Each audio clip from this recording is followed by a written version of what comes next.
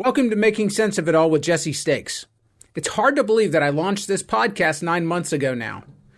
Nelson Bradshaw was my very first guest on the show, and I'm happy to be able to bring him back this week. Last time, we talked a lot about Nelson, his career, and his deep involvement in the community. So this time, I thought we'd talk a lot more about Farther and his role there as Managing Director of Bank Strategies, and what makes their offering so different in a very competitive landscape. Enjoy my conversation with Nelson Bradshaw. Let's jump right into it.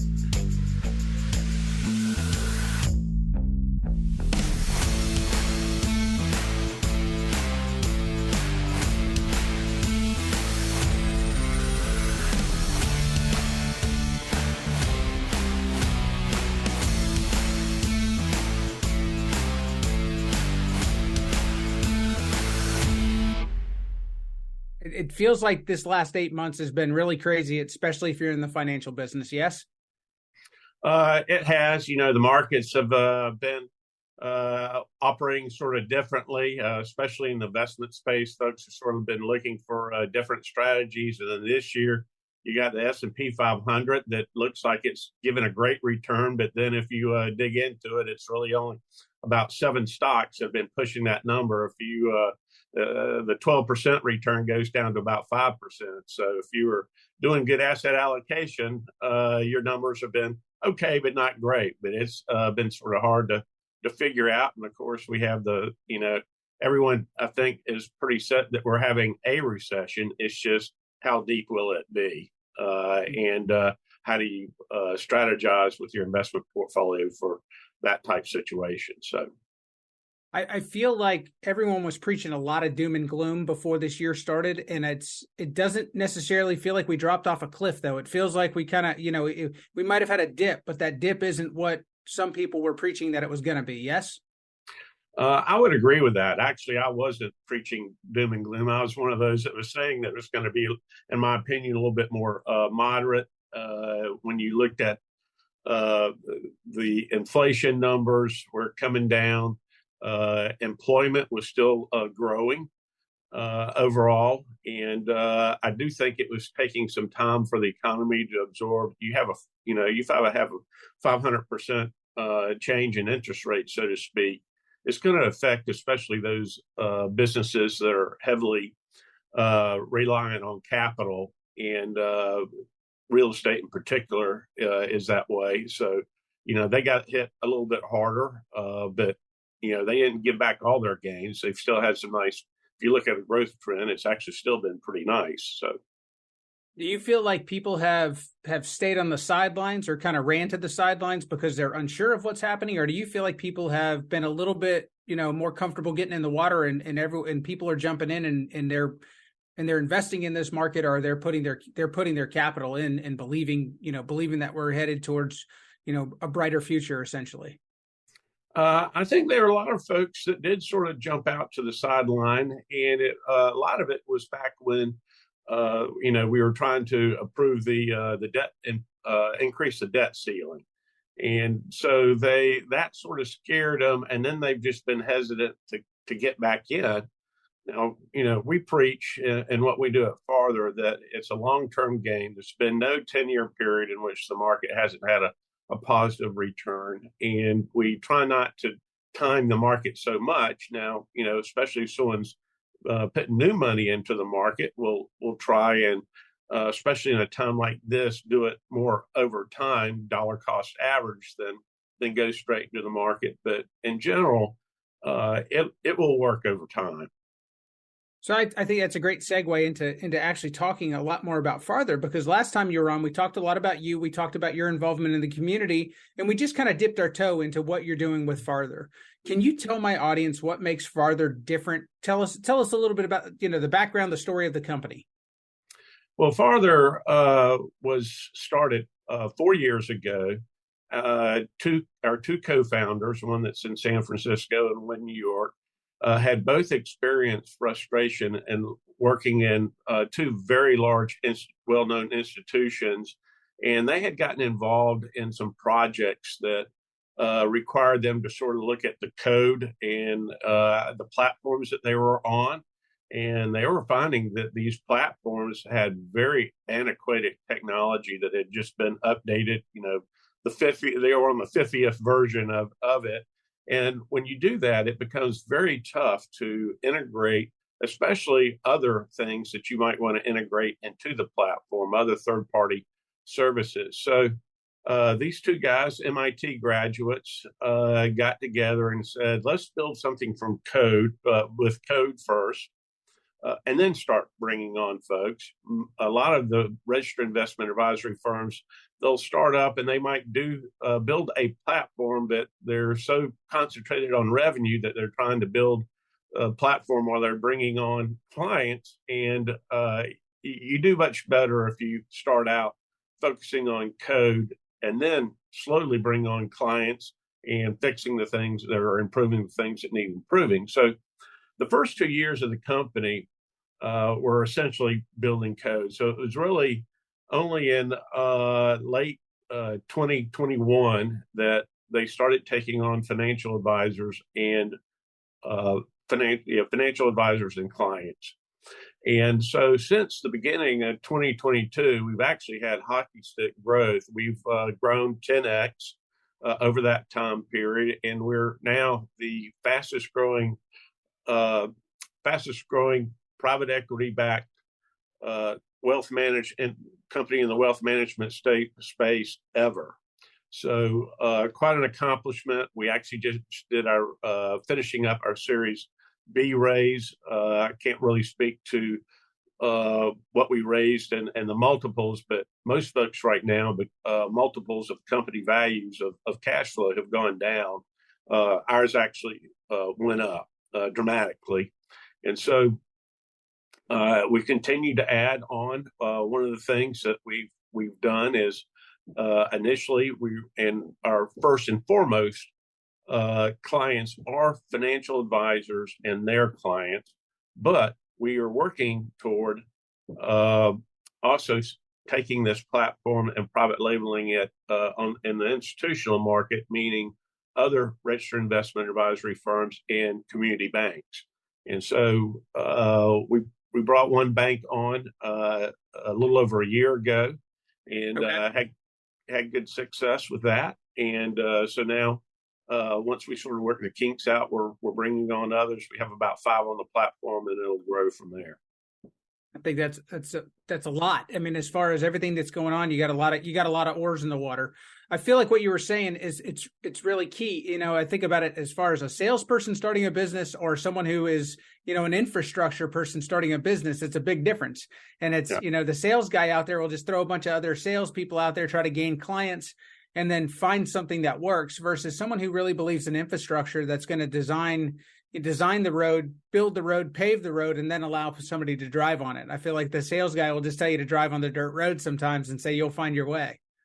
You're very right. We're fortunate that our two founders, both of them have MIT masters from engineering degrees from MIT masters, but they also went to the sales side directly after that. So they understand what the sales side needs. And the really neat thing is we have about 12 engineers, and every week, we send in anything that we come across that we think needs improving, and they work in 2-week sprints in terms of projects. And they almost immediately take it up and improve it. So it continues to see a lot of improvements. Artificial intelligence is a big conversation right now. A lot of that's starting to bleed into what we do. So our focus is to give financial advisors more time to be in front of clients. The average financial advisor spends 30 to 40% of their time dealing with back office type stuff, getting accounts open, rebalancing portfolios, and the list sort of goes on and on. Even though they have some support staff, they're still spending time doing those type things. In our environment, it drops down to about 10%. So you basically got 1/4 of your day back to spend with clients. And we've actually proven out that when an advisor comes on to our platform, they will generally see three times faster growth because they do have this extra time. And we also provide the tools. Now it's a nice experience in the end for the end client, but I would tell you the biggest value is really what we're providing to the financial advisor to be able to do their job. So is that because you're automating some of those tasks that they had to do manually before? How does that work as far as giving them back their time? Very much it's automated. Anything that can be automated, we automate, as well as again, because it's newer technology code, we integrate so much better with other third parties. So, for instance, for our financial planning software, we use Right Capital, Money Guide Pro, similar. It integrates extremely well. So you aren't having to take data from one system and then re-input it into another. It just feeds very easily. We have 4 custodians. Folks might say, well, why am I going to put my money with a company that's only 4 years old? Is it safe there? Well, the reality is we're providing the technology stack, but the money is held at a custodian. And we have 4 of the largest custodians in the world that we work with on our platform: Pershing, Schwab, Fidelity, and Apex. So, but they integrate very well to each other, so it makes for a very smooth experience without having to do a lot of duplication of efforts. I think that's what you said is key. And I think that the world is changing when it comes to that, because it used to be that people looked at the company's reputation. There was an attraction to companies that were older. You found companies like Wells Fargo that would brag about the fact that they had the Stagecoach and that they were from, their company originated in the 1800s. But new is becoming attractive. New is becoming easier to deal with because, to your point, you're starting from scratch and you're building technology that exists or that's created today versus something that was made 20, 30 years ago that you have so much money invested in, or you're so big that you can't get away from it. So I think that really is making it very attractive to deal with new or, smaller, faster, nimble companies. Yeah. So we have increased our number of employees in the last year and a half from 20 to 100. We're a complete, since we were basically built during the pandemic, we are a complete remote environment. So any financial advisor in any market, if they want to join our platform, we're able to set them up remotely, and we'll get them some office space if they want office space and the other tools that they need. But one of the things I also like about it is, every advisor sort of has a different client base generally, different, and they need to be able to go to market in a little bit different way. And our platform provides that. We provide a lot of marketing tools for them to go do that, and a marketing budget as well for them individually to do that. But you're really your own little P&L. I mean, we'll tell you up front, you're going to get 50% of the revenue that you bring in, up to $500,000 in revenue, and then over that you'll get 75% revenue. So if you have $100 million portfolio, you're probably going to average around 65% of that. And not a bad living. That's not a bad living, especially when you look at it compared to the wirehouses. They're probably only getting 35%, and they're basically being, those shops are being run more by attorneys and compliance folks than they are folks that are trying to get out there and do business. And so we take compliance seriously, but we're very fast and nimble and working through those issues. So as I think I historically, and my partner Daniel Gillum, we historically have worked primarily with business owners. Sure. And but we have other folks that might focus on, the doctors and attorneys as a class, or folks that are in the C-suite, or sports personalities, that kind of thing. And so our platform really allows them to sort of figure out how they want to go to market. and they own that book of business. Really, we don't have non-competes like the other organizations. We figure our technology and our systems are good enough; they're going to want to stay once they get here. So we aren't worried about that. That's a nice vote of confidence that you guys put in yourself as well. So let's switch gears for a second. You had mentioned that you guys are looking to white label to some community banks and other financial institutions. Tell me a little bit about that. I know that, investment income is huge. I mean, it's for any institution. I mean, if you've got non-interest bearing income that's coming in, then it's incredibly valued to a financial institution. So you guys are offering something that they may not want to put together themselves. Right. Well, you can go out there and start your own registered investment advisory or broker dealer yourself, but most folks don't realize just what a challenge it is to work with the various custodians out there and to set that up, the compliance and all that. And we take that off of them. Again, not only are we a registered investment advisory firm ourselves, so we have folks on our platform every day that are using it and telling us what needs they have and changes to be made. So we're getting sort of direct feedback on the fly to improve the system overall. But we can really allow a bank or independent registered investment advisory firm to get started with really just focusing on the sales part and not having to focusing on the other parts. So we can do it in terms of either a revenue share, and we actually provide the salesperson. We think it works better when they have the salesperson. We'll help them hire the financial advisor.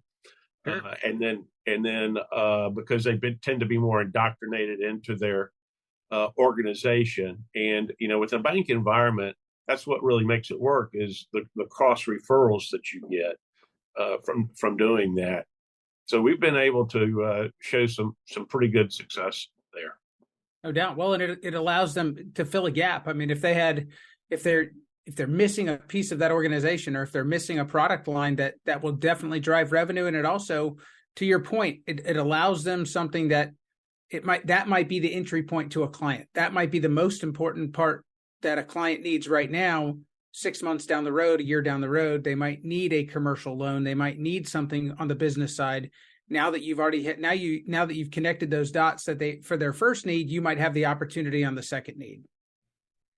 Certainly. And, if anyone that's been in the banking industry knows that one of the key things they look at is the cross-sell ratio.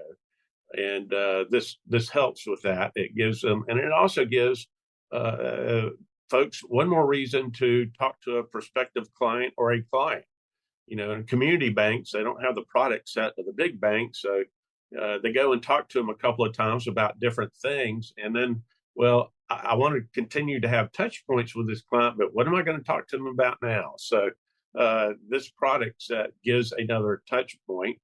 One of the other things that folks like about it is we don't have proprietary products that we're selling. And I tell folks all the time, you give me someone that's with one of the broker dealer types, especially, they're a statement that someone has $2 million invested, and give it to me without the name. I can usually tell you who it's with because they've got a lot of their internal products that they've pushed because they get the internal fees on top of the external fees. And so we feel like that our platform and registered investment advisors in generally are more of a fiduciary than you might see in another model, because RIAs are only paid as a percentage of assets managed. They are not paid on individual transactions. Very good. I feel like, I think people were afraid of technology, especially people that were, small business owners, people that were blue collar by nature.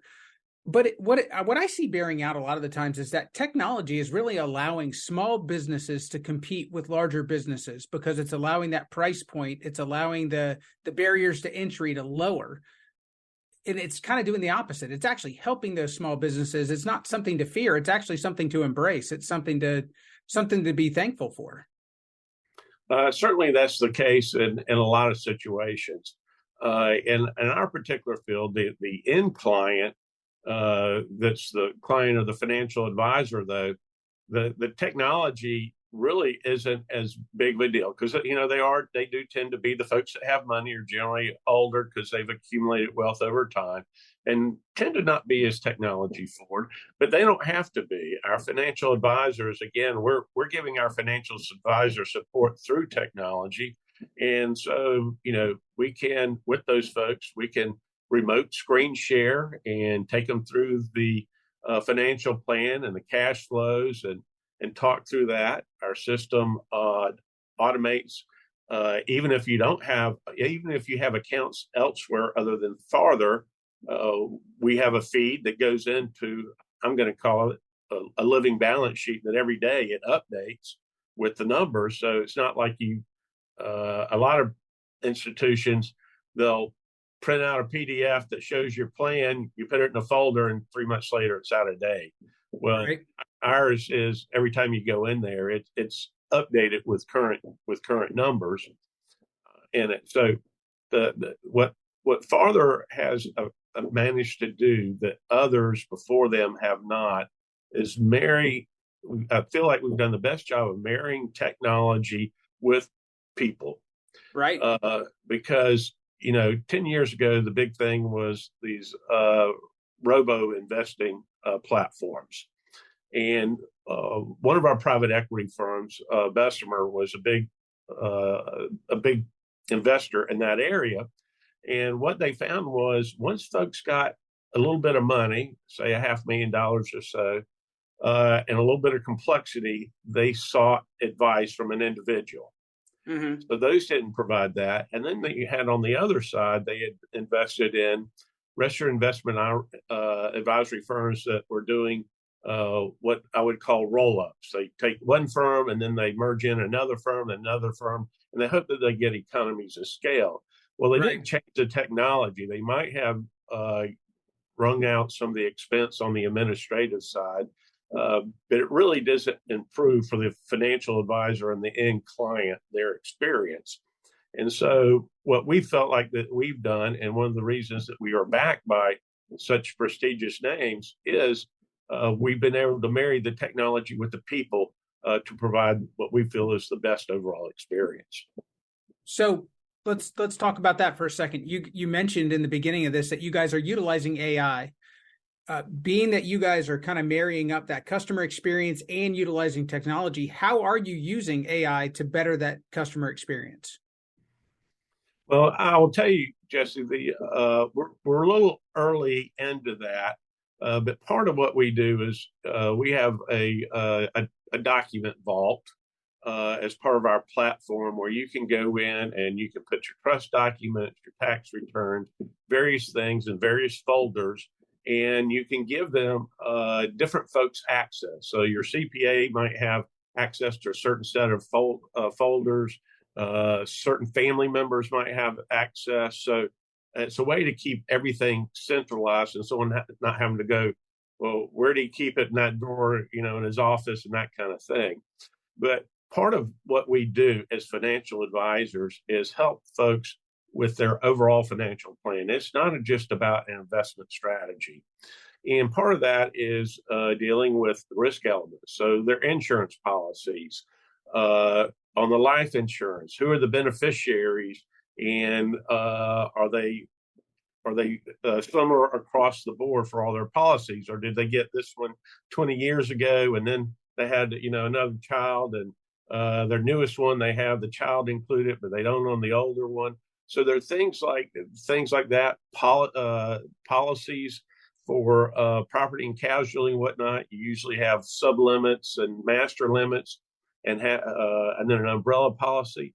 So what we're not quite there yet, but where we're going to get is using artificial intelligence to scan all those documents and provide the financial advisor a list of things to discuss with the client. Like, did you know that your beneficiaries are different here and over here?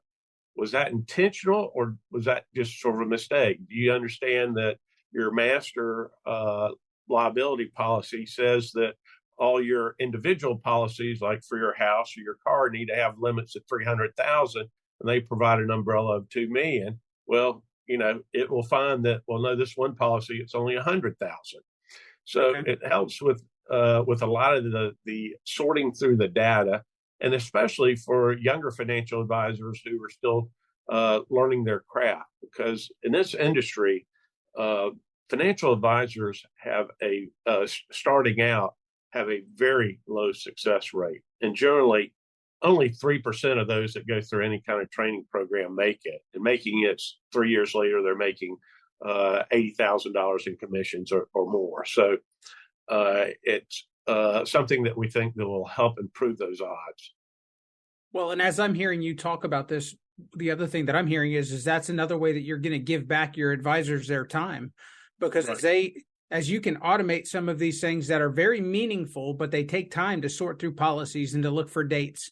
And if you're not doing it, you're doing your client a disservice. But if you are doing it, it's costing you a tremendous amount of time analyzing those documents and making sure that you're fully prepped for those meetings. So that's invaluable. I think that those are things where artificial intelligence it truly does add to the customer experience, and it adds to the value that that financial advisor is able to give within that meeting or just in the overall relationship. So that's excellent.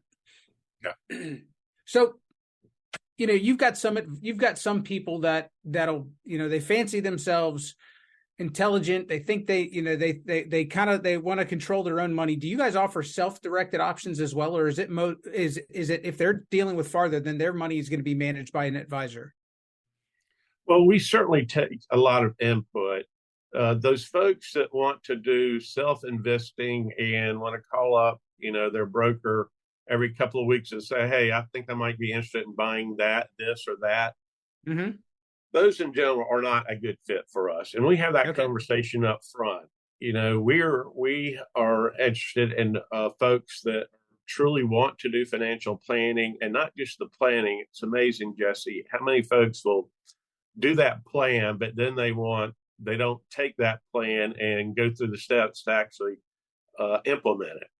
So we have that conversation up front. Now, that's not to say there's some folks that have a good bit of money and they say, I have this pot of money I just want to play with, and Right. we'll tell them, yeah, we understand that. Well, why don't you just go there? There are plenty of discount firms out there that you can use for that type model, a Schwab or someone, and you do that money and let us deal with what's more in the longer term strategy and whatnot. And we'll take into consideration what you're doing there. Again, we can take that feed from where they're doing that investment, and we can make sure that they're not getting overly concentrated in one area by accident, and educate them, maybe on the tax consequences of what they're doing, with those funds, how that might be impacting things. So, but someone that just constantly wants to have a conversation about should I buy this or buy that's not a good fit for us.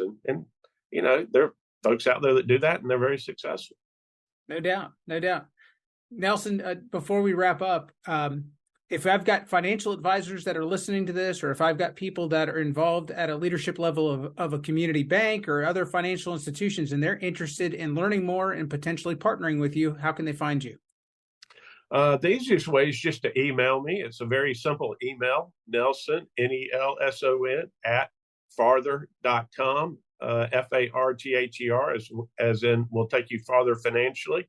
And I promise you, I'll get back to you within 24 hours, if not sooner. Excellent.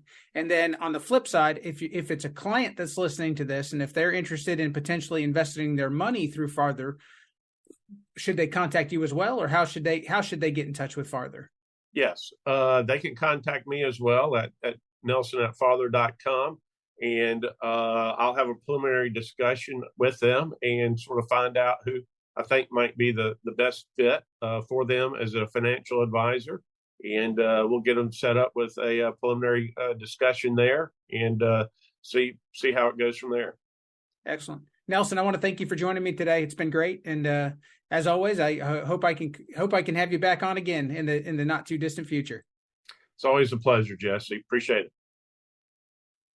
So before we wrap up today, I just want to reiterate a couple of things. Change is happening all around us. We've talked about it in multiple industries, multiple segments of this economy.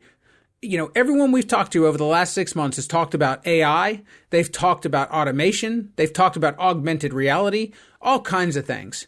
And I'll tell you, I don't know if they're all good or all bad or just simply neither. Some of it is just change and it's just evolving based on the technology that's available today versus what was available yesterday. I think there's a lot of things that we talked about today that are going to help financial professionals get their time back, as well as drive efficiency and effectiveness with their communication with their clients, and therefore they're going to have a better customer experience because of those things.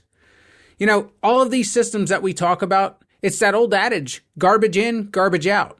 If you don't have somebody on the backside managing these systems so that they are operating at an optimal level, then they can become a hindrance and not a help to your clients and to yourself. I think Nelson and his team at Farther do an excellent job of putting the professionals that they partner with in a great spot to focus on their clients and focusing on giving them good advice rather than having to worry about managing systems in the background. If you're a financial professional yourself, or if you manage a group of them and you have any interest in talking with Nelson about Farther and about what they can do for you, please reach out to Nelson directly, or I'm happy to make an introduction if I can. That's going to wrap me up for today. I'll catch you guys next time.